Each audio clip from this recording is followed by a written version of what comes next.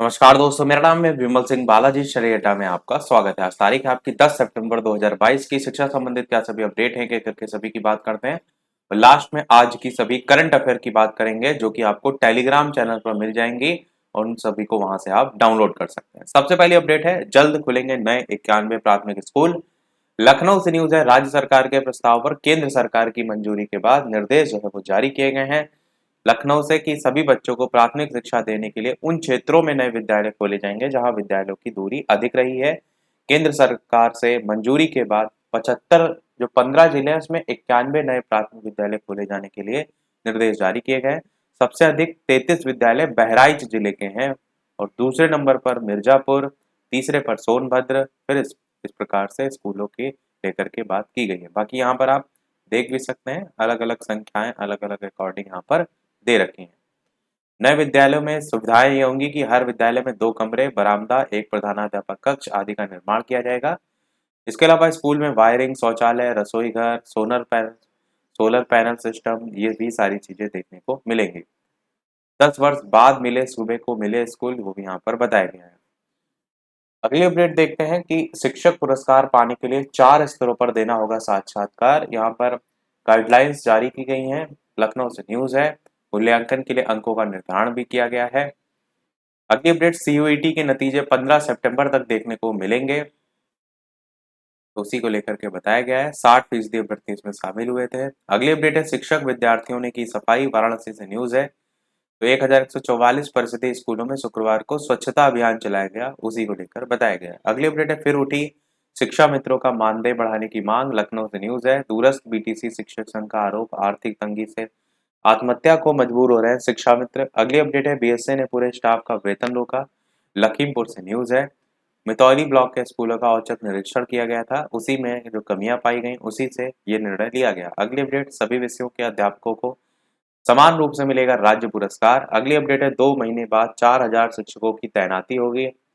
High court के आदेश पर हुआ था एमआरसी जो शिक्षक है उनको मनचाहे जिले में तबादला। प्रयागराज से जो है वो न्यूज है। अगली अपडेट आपकी है, सीयूईटी यूजी प्रवेश परीक्षा की उत्तर कुंजी जारी कर दी गई है। ऑफिशियल वेबसाइट पर विजिट करके आप देख सकते हैं। अगली अपडेट, ऑनलाइन और पारंपरिक डिग्री समान होगी। नई दिल्ली से न्यूज है। अगली अपडेट, परिणाम रेलवे को मिले 180 जूनियर इंजीनियर। अगली अपडेट है, इलाहाबाद विश्वविद्यालय परा स्नातक में पहली बार पेपरलेस प्रवेश होगा। अगली अपडेट आपकी है, सरकारी भवन भी बन सकेंगे यूपी बोर्ड के परीक्षा केंद्र। अगली अपडेट आपकी, परीक्षा में नकल रोकने के लिए इंटरनेट सेवा बंद करने पर केंद्र से जवाब मांगा गया है। अगली अपडेट है, दूरस्थ ऑनलाइन और पारंपरिक डिग्री समान होगी। अगली अपडेट है, ऑनलाइन डिग्री होगी परंपरागत जो डिग्री है उसके बराबर। अगली अपडेट है, भारतीय सेना में नेपाली गोरख जो है उनकी भर्ती को लेकर संशय बरकरार है। अगली अपडेट है, असंगठित क्षेत्र के जो कामगार हैं उनको पेंशन की तैयारी।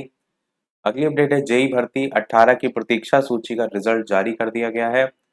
अगली अपडेट है, अनिवार्य अर्हता न होने पर 12 के आवेदन निरस्त कर दिए गए हैं लोक सेवा आयोग का जो विज्ञापन है उसके अंतर्गत।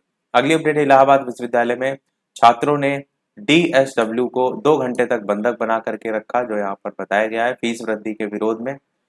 फिर उठी शिक्षा मित्रों का मानदेय बढ़ाने की मांग। सरकारी भवन भी बन सकेंगे यूपी बोर्ड के परीक्षा केंद्र। रेलवे को मिले 180 जूनियर इंजीनियर। महारानी के सम्मान में भारत ने 1 दिन का राष्ट्रीय शोक जो है वो घोषित किया गया। यहाँ से अब सभी अपडेट आपको करंट अफेयर को देखने को मिलेंगी। तो 11 सितंबर को जो है राष्ट्रीय शोक रखने का ऐलान किया गया है, तो इस तारीख को अपने दिमाग में जरूर रखिएगा। इसमें आप देखेंगे तो राष्ट्र ध्वज आधा झुका भी रहेगा। अगली करंट अफेयर से रिलेटेड अपडेट है, अजिंक्य रहाणे यशस्वी के शानदार दोहरे शतक, दिलीप ट्रॉफी आपकी चल रही है, उसी में ही यहाँ पर बताया गया है। अगली अपडेट है, विराट 2.0 पुराना अंदाज नया आगाज। तो एशिया कप में शुरू हुए लंबे शॉट्स लगाने से बचे और छक्कों की जगह चौकों पर ज्यादा भरोसा, वो सारी चीजें यहाँ पर लिखी गई हैं क्योंकि इन्होंने भी हाल ही में शतक लगाया था। अगली अपडेट है, श्रीलंका और पाकिस्तान के बीच मैच हुआ था एशिया कप, जिसमें श्रीलंका ने पाकिस्तान को 5 विकेट से हरा दिया है, उसी को लेकर बताया गया है।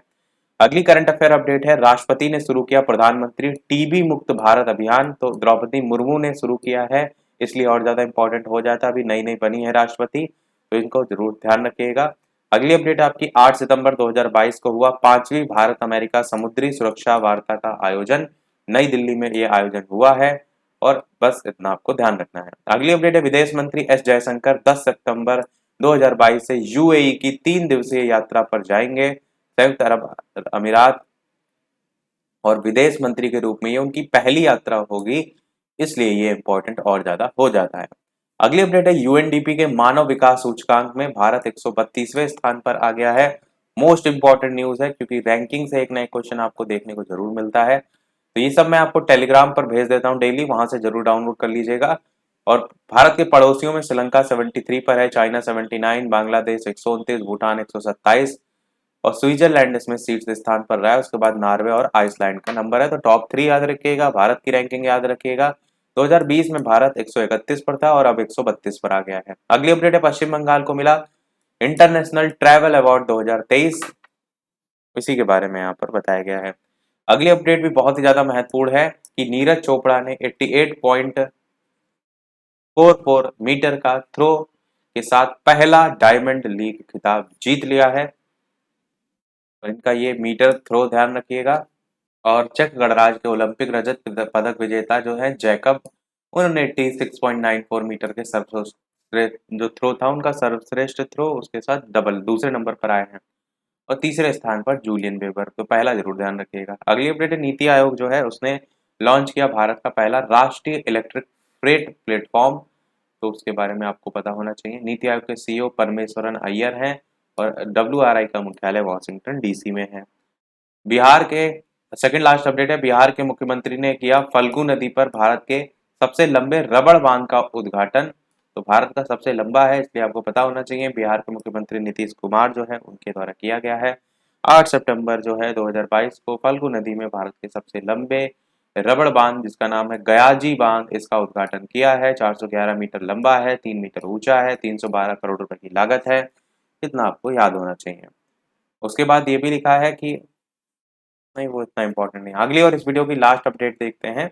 इसके अलावा वीडियो पसंद आए तो लाइक भी करते रहिएगा।